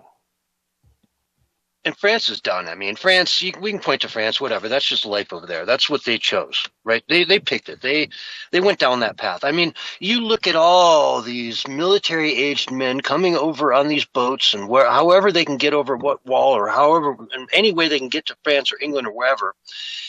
And they're coming in by the tens and tens of thousands, the hundreds of thousands, the millions. All military-aged men. If they're refugees, where are their women and children? Yeah. Right? If they are refugees, why did they leave the women and children behind? Okay? That tells you right there they're not refugees. But now these people come into these countries, and guess what? They're young men. They have sexual desires and needs. How are they? Where's the outlet that they're going to have? They don't. They have no outlet whatsoever for that. Except the weak and vulnerable. Except for rape and it's not pillage. I mean, how is 121? 121. It's not that old. Might as well be. How is a 102-year-old woman attractive to somebody, appealing in a sexual way?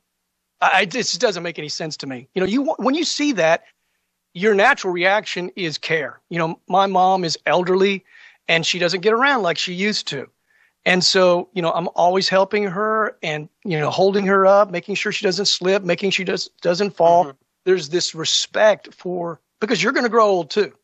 And they have their own grandparents and whatnot back at home. They understand what you're seeing, Barry. They understand that. It's conquest. It's pillaging and raping a foreign territory to conquer it, to demoralize people. Yeah. That's the purpose of it. 100%. And dilute the nation so that the citizens aren't, pure anymore. They are diluted. Mm-hmm. And converted. Well, this solidifies the fact that I wasn't making anything up, because we never brought a bunch of articles. Maybe we brought up one or two, and I kept saying this is happening way more than you would imagine. And I know a lot of people think a lot of things that I say are make-believe I don't make up stuff, folks.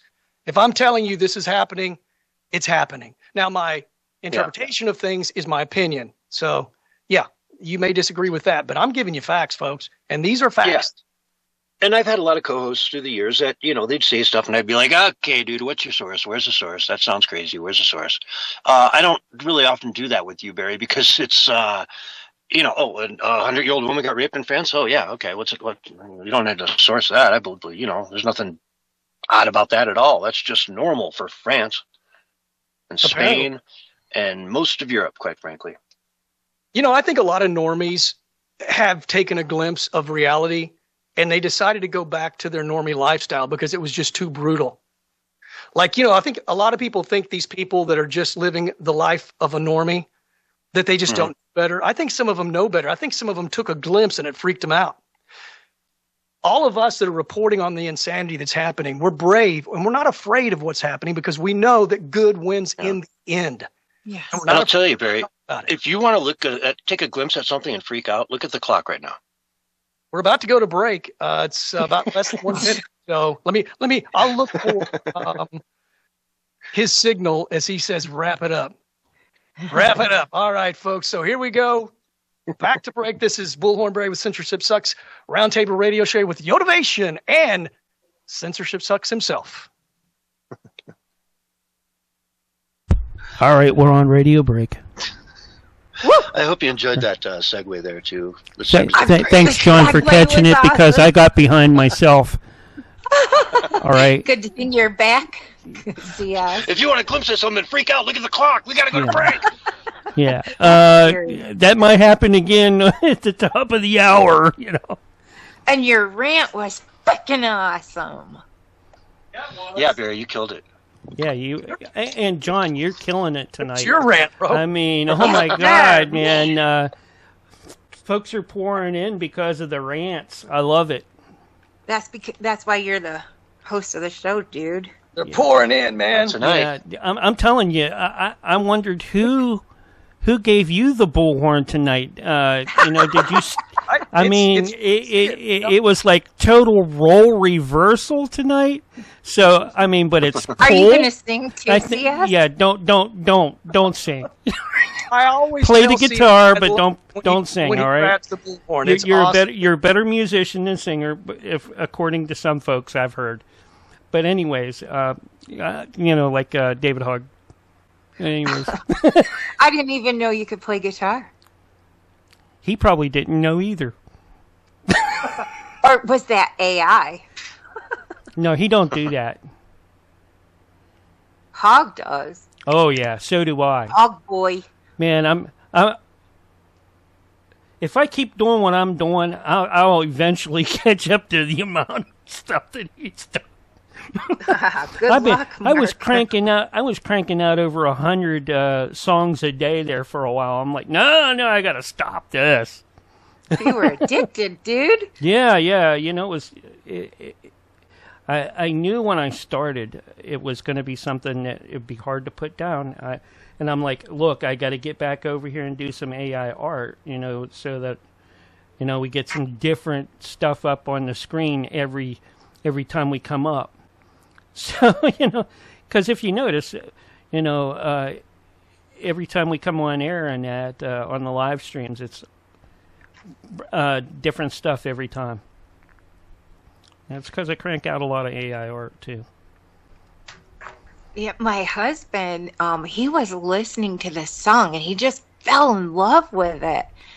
And I was like, all right, let's watch the video. And when you saw the video, you knew right away it was AI. Mm-hmm. But AI is really good. I made a song called Back on the Rails, and it's really good. And it's about getting the country back on the rails again with teach them numbers, teach them history, and all that other stuff. Oh, yeah. Yes. And I had, you know, all different kinds of bands doing it, and there's some really good renditions of it. So I'll give you a link that you can check out later on, and you can check it out, and I'm sure you'll like it. If you like the stuff like the Pretenders, it has a lot of that. Mark, I'm seeing we got 89 people watching us on Beam, right? Yeah. And that's just on Beam. That's like our biggest channel. That's combined chat. With that's the combined chat for the different people. So for the whatever number chat. Yeah, if you go down and click, it'll give you a breakdown of the room, the different deals. But it doesn't pick up like how many people are in BitChute, how many people are in Rumble, and how many people are in a few other places. But overall, it's good. But here's your countdown, by the way. 5, 4. It's Barry's countdown. 3, 2, 1, and you're back on the air right now. Welcome back to the Censorship Sucks Roundtable Radio Show for the final hour of the final part of the second hour. And joining me is Yotivation and John. It's kind of weird being in a different seat with John there, but it's cool at the same time. John, how are you feeling about that? I'm loving it. I like seeing you, branch out and do more and more, put your neck out there a little bit. Absolutely. I love seeing it. I do love it. And Yeah. we were talking about sort of some of the negative things are happening and with the Democrat Party and stuff. And Mamdani, which we talk about a lot, by the way, he's obviously saying there's an economic crisis going on in New York City. That's kind of been announced. But also under his leadership, New York City doesn't seem to be getting any better. It doesn't seem to be improving. You still see the leftist policies in place, perhaps even more so. And there's this article out of InfoWars titled, you probably heard about this, John, New York City deli worker murdered 1 year after warning. He said, I fear for my safety. It was Abdul Salah, a 28-year-old father and deli worker in Manhattan. He was shot and killed after confronting a customer who refused to pay. And just 1 year earlier, he had told the local news he feared for his life and that the police, imagine that, weren't showing up fast enough. I can't believe that. That seems hard to believe, right? Yeah, and it was over what, like a sandwich and a Coke or something and a bag of chips? You know what I mean? Yeah, just trivial crap. Of course, it's a deli place. It's not like he went in and bought a Gucci watch. This is like a sandwich, right? Or a bagel or whatever it is that they make there. Yeah. So it's just tragic, man. And the accused shooter, like normal, had a history of, harassment and violence. And it's all a result of, Mamdani and the Democrats being soft on crime, right? They never locked them up long enough. They let them out real quick. And it's not random. It's happening actually quite often, and they do bail reform and, defund the police type rhetoric. And how is anything going to be run properly with the rule of law if this is the way they're going to run their city? And remember during Biden, I have to bring this up because this is kind of important. Remember you'll remember this, John, one of the phrase words that Biden said could be a potential terrorist were MAGA supporters saying we need to restore the rule of law. Imagine that. They don't like the rule of law and they label people that like it as a terrorist, potential terrorist, I should say. Yeah, and whenever they go into like a Harlem or any kind of a, predominantly black community, the people there want the cops, right? Nobody in Harlem is saying, hey, take away our cops. We don't have enough cops, right? Nobody, except for the mayor himself, Mr. Nutjob Commie. And you know what? He's going to brag. He's going to stand up there so proud when the streets are empty. Crime is through the roof. It's too dangerous to even walk down the streets after dark. And he's going to say, guess what, man? The rents are finally down. You can finally get an affordable one-bedroom apartment in Harlem. And let's not forget that Mamdani still is contending because he was asked fairly recently if he's still stuck with his statement about Trump being, and I may be getting this wrong, but you get the general gist, a white supremacist, fascist dictator. And he says, yes, I still believe that. But who's really the fascist? It ain't Trump. It's Mamdani. These people are fascist, man. And they want to burn it all down. And that city is not going, it may never rise again, folks. I'm sorry to say that. I've said that for years on this show. I hope and pray that's not the case because it's such a landmark of a city, right? It's a place that people want to go and visit in the very least because it's unlike any other city in the United States of America. I don't want to see it fail. I don't want to see it fall and never rise again. I don't want it to be Babylon or Gotham City. I want it to be beautiful, the Big Apple. Yeah, when all the billionaires who sold their condos for $100 million look at the market in 10 years and realize they can buy it back for $25 million, then maybe there'll be a renaissance in New York City. I don't want to write the city off forever, but I'll tell you what, Florida and Texas are kicking their butts as far as, finance is concerned. New York City used to be the hub for all that, and it's no longer the case, man. It's just no longer. If you want to make a mark for your life in finance, you want to get, your degree and go out there and be the biggest top investment banker in the world, you can look at Florida now. You absolutely should be looking at Florida over New York. That's just the way it is, right, Yo? I mean, you're the first person to tell everyone never to move to New York. As I just moved back to New York. Yeah. It is beautiful there. I love New York. I really do. But they do have cuckoo people, and it's all down in New York City, it seems like to me, and upstate New York is always paying for the sins of the city, unfortunately. But, there is a way that we could restore everything, and that is by holding all of these criminal people accountable. We know that there's fraud, and we know all of these things, the hoaxes, all of it. If we would just hold them accountable, then we could restore trust, and we could actually make a positive impact on our nation. But we're constantly being booby trapped by, these people like Mamdani, who are intentionally trying to bring us down from within. We were infiltrated long ago. So I just hope that with this, all these, truth being exposed, that people are coming to realization, and now that we can finally do something about it. I do believe that we are in the midst of a paradigm shift, and we're doing things that we were never supposed to be doing, and so we've already changed the future from what they had intended for us to be at.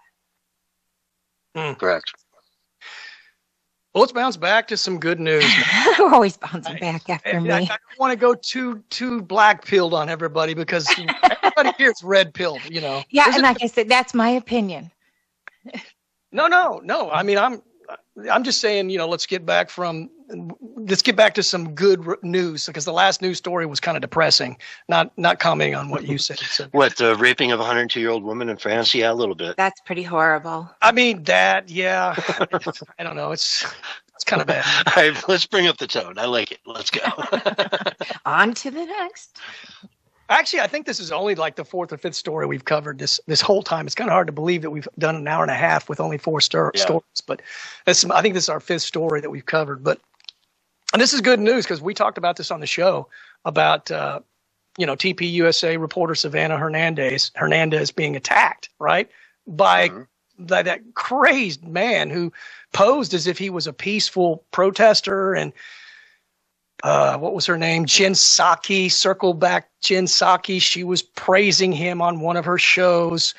She brought him up and saying how great of a man of peace he was. And, but then there was that weird thing he said at the end was, we can all curse at the sky, he said at the end of that interview, which sort of didn't match his, I love rhetoric.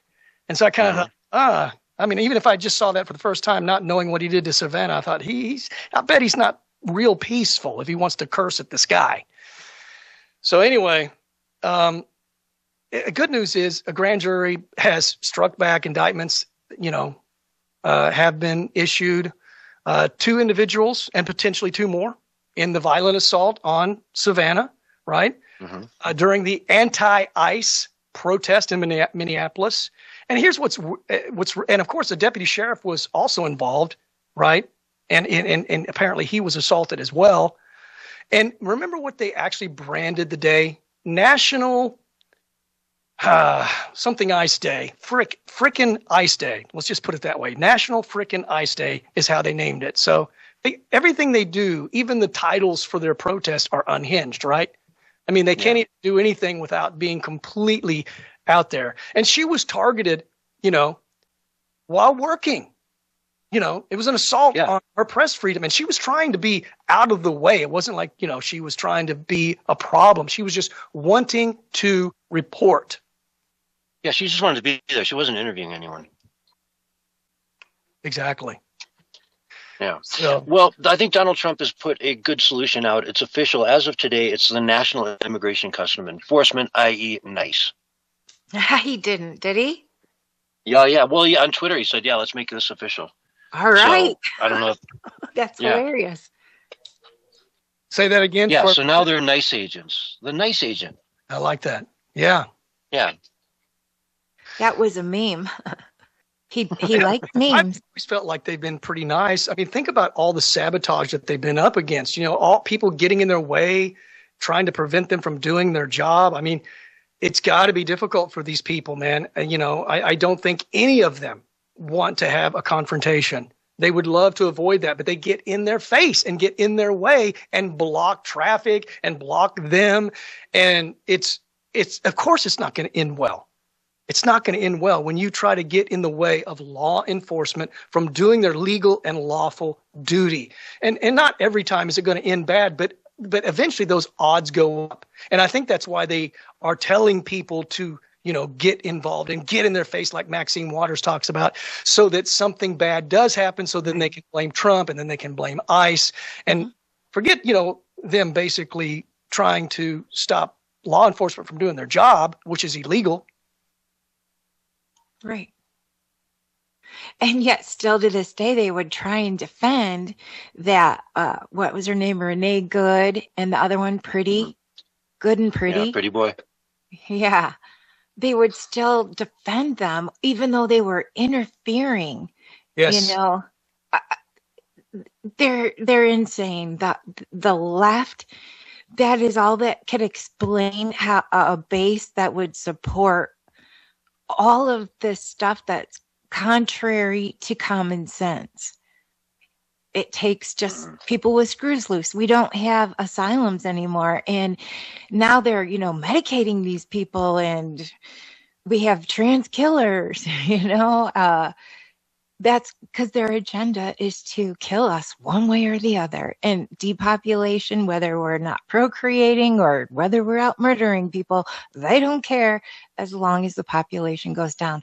So if you want to say, you know, I can live, make common sense choices.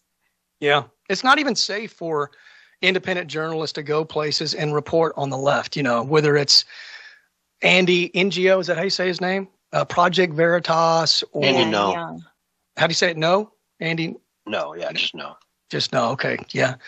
Andy No, or Project Veritas, Savannah Hernandez. You know, even like the people from InfoWars, or I remember back during the Trump campaign, the first one.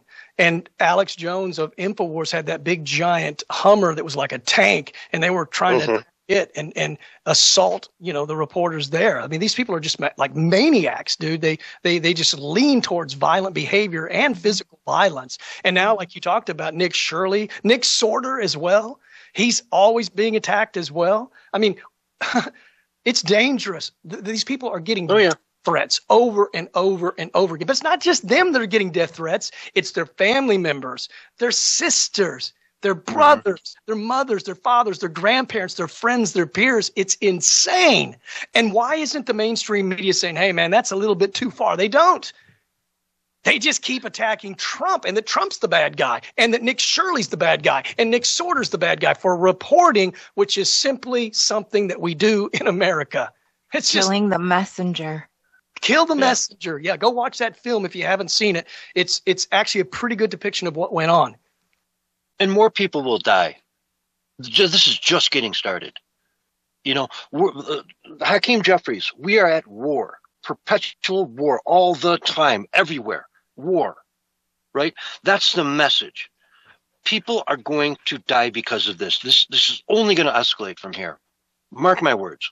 It's disgusting. And the media, the left, they're pushing it and pushing it and pushing it. And I don't know how they look at themselves in the mirror, because scumbags, each and every one of them, they need to really reassess their life and stop it with this garbage.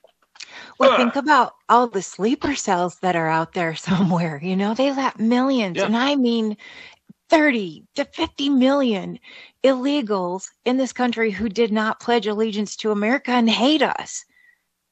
Yeah. And they're not deporting them very quickly. They are deporting, self-deporting more than we're deporting them. But that's just because we've been, you know, constrained to a particular group of illegals. Please understand this one simple truth. The more victories that we have, the more insane the left is going to get. That's what I was saying. I'm concerned about this new level of crazy that's coming. And as they begin to lose, because they're not good losers. We know that, right? They lose their marbles when they lose. And perhaps that's why Trump has done this whole process gently. Imagine if he just dropped that, everything that he's doing now right off the bat. We could have had a civil war. A lot of people don't realize this, but I think Trump is more strategic than a lot of people want to give him. Maybe not 4D chess, but he's definitely playing normal chess, right? He's definitely a strategist. He wrote books about it. He knows a little bit about strategy. And I think he's just been doing this the wise way because, look, they're losing their marbles, man. And they are, like you said, probably going to really lean into the violent aspect because they're desperate. And when you're desperate, you do desperate things. What say you? I agree, man. Of course. They're just getting started, man. They're starting to really complain. I mean, Hassan Piker out there is like, we all walk out there every day and say, when's somebody going to do it? And everyone started clapping for him because they knew exactly what he meant. When is somebody going to kill Donald Trump? When are we finally going to be able to celebrate? There's a bar in Minneapolis that's going to give out free beer to everybody for the whole day as soon as Trump is dead. Yeah. It's disgusting. The level of scumbaggery out there, it needs to calm down. Folks, I look at the left and I think these people are deranged, but I don't think we should go out there and kill them. That's never even crossed my mind to endorse the fact that, Nancy Pelosi or whoever you want to look at, there's a million people you could look at. They don't deserve to die. They deserve to wake up and smell the roses. AOC, wake up, right? I don't want anyone to hurt you, but I want you to wake up and think about what you're doing. Are you on the wrong side? Are you the baddies? Ask yourself, are we the baddies? I mean, we keep calling everybody fascists and people are dying. Are we the baddies? Like the meme. I think they are. A lot of them are anyway, Yeah. And if you are treasonous, I personally would like to see you be held accountable. Everybody knows what the penalty for treason is, even the people who committed treason. And I'm looking at you, Adam Schiff, specifically. Oh. And what's crazy? It's not just Americans that are on the Trump derangement syndrome. You have influencers from all over the world. Yeah. Well, Europe's insane. I mean, there was that one lady in 2025. What was her name? She had a large influence on multiple platforms. And, she was talking about how, somebody needs to do it. And we all knew what she was talking about, right? And finish the job. And she said, well, look, and she's kind of an attractive woman. I don't think she's attractive in my opinion, but I think other people find her attractive. And she was talking about how you'll get laid if you do this, and you'll be famous, and you'll get all kinds of fan mail and letters, as if that's motivation to go out and kill Trump. And nothing happened to her, because she did it in just in enough of a way that it was a little bit ambiguous. That was the comedian Chelsea Handler. No, this one was Abby Chatfield. She was asking because Chelsea Handler said a similar thing. Asking incels to go and take Trump out. Well, again, that's what's assumed. Obviously, come on, man. Everybody knows what she was saying. Mm-hmm. So it's not like it's a secret, but they're smart enough not to actually say take Trump out, like literally. So, I mean. It's called comms. So that, like James Comey, they could have. Exactly. He could call the elimination of Donald Trump, but do it in a way that it was ambiguous enough that he could say, I didn't mean that. Mm-hmm. Yeah. Mm-hmm. Speaking code. Yep. So you got influential influencers, that have millions of views, right? That aren't even in our country, weighing in on this whole thing, this assassination culture, this hate culture, and, hating MAGA, hating Trump, hating J.D. Vance, hating anybody affiliated with that. I mean, folks, if they ever get the power back, all of us are through. They're going to cancel us into oblivion, and we're not going to have free speech. And we're not going to be able to have all the freedoms we have right now with Trump. So get off the anti-Trump train. It's okay to criticize him, but don't abandon him, because he is, as Jesse Peters says, the great white hope. Jesse Peterson. Peterson, whatever his name is. I can't. Yeah, he's great. He's great. The Fallen something or another show. Yeah. Can I plug the radio show real quick?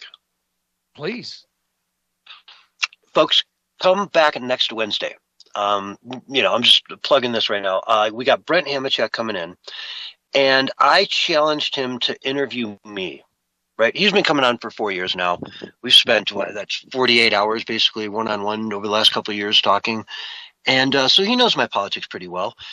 And I challenged him to come on the show and hold me to my thoughts, to sort of, interview me, but challenge me and make me defend my position, so to speak. So that should be a really interesting. He's very excited about it. And so come back next week as well. We still, got more time in tonight's show, but I want to plug next week because folks, it is, don't miss such a calendar, must listen to radio.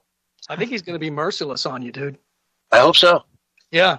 He's not going to hold anything back. I think the last interview he did was with Alan Dershowitz, if I'm not mistaken. And it was probably the most intelligent conversation I've ever heard Alan Dershowitz have. And there was several times where Alan looked at, the camera and was like, wow, that's like the best question I've ever heard. Thank you. And just went on. It was pretty impressive. So yeah, and I'm going to face the whirlwind next week. And he is a Republican as of right now. Yes. So we've only got a couple minutes left. So I'm just going to throw out this article, not go into deep detail about it, and you guys can comment on it, and we'll finish this. Man, it's been a great show. Glad to be able to be at the helm for once. It was a fun experience, and most importantly, I love just feeding off of both of you guys. It's amazing. But essentially, the Supreme Court has said no to another race baiting voting map. Did you hear about that? It was a 6-3 decision. The Supreme Court ruled that Louisiana cannot draw voting districts primarily on race. So the court said the Constitution requires equal protection for all voters, not special treatment based on skin color. So basically, we're back to justice and equality and not injustice and equity, which is, I think, a good thing, man. And that also means that we're going to win more seats, and they're not going to win as many as they thought they were going to win. I also think that the Supreme Court ruled in favor of Texas for their redistricting in the last week or so.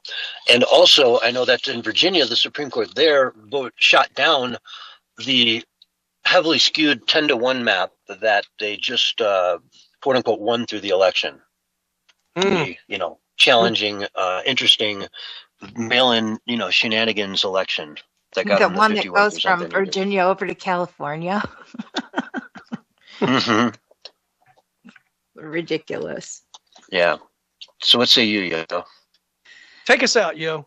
I say if we can get these election things under control, then we will have common sense moving forward. If we hold these people accountable, we won't have to deal with all the shenanigans. They need to be held accountable. We have to stop letting the criminals investigate themselves. And I believe that's where we're heading. I think common sense is going to be restored. So everybody have hope. I think good things are in store for our nation in the future because of everything that we're doing right now. That was well said. And this is Bull Hornberry with the Censorship Sucks Roundtable Radio Show. And that is our show for tonight. And like John said, man, be sure to tune in for next Wednesday's show. Yes. And John's on the hot seat, man. You know what I'm saying? I'm gonna listen to that one. And before we go and end the show, because we got about a minute left, if I could just use some of that time. Folks, I really want to have you wake up and just watch what the media is saying. Watch what the Democrats themselves, the ones in Congress, the ones in the Senate, watch what they're saying when they call you, if you're a conservative, a fascist. And what do you do with the fascists? What do you do with Hitler? If you got Hitler as an 8-year-old kid and you're babysitting for them, what do you do? Do you kill Hitler? It's Hitler, right? What do you do when you got a fascist living in the house next door to you? Do you burn their house down? He's a fascist. That's what they're pushing. And they're at war all the time, everywhere. It's their logo going into the midterm elections. And so I'm telling you, folks, watch it. Keep your eyes open and just see what they do. They're not walking back their comments. They had opportunities to, in the last few days, walk back these comments, and they're not. They're doubling down because they don't care. That's all I got to say, Barry. All righty, man. And we will see you next show. Kia Stama! Bye. Night. Thank you for listening to the Censorship Sucks Roundtable Radio Show. If you missed any of tonight's show, you can find it and others in our archives. Thanks again, and you can catch us next week for another brand new show.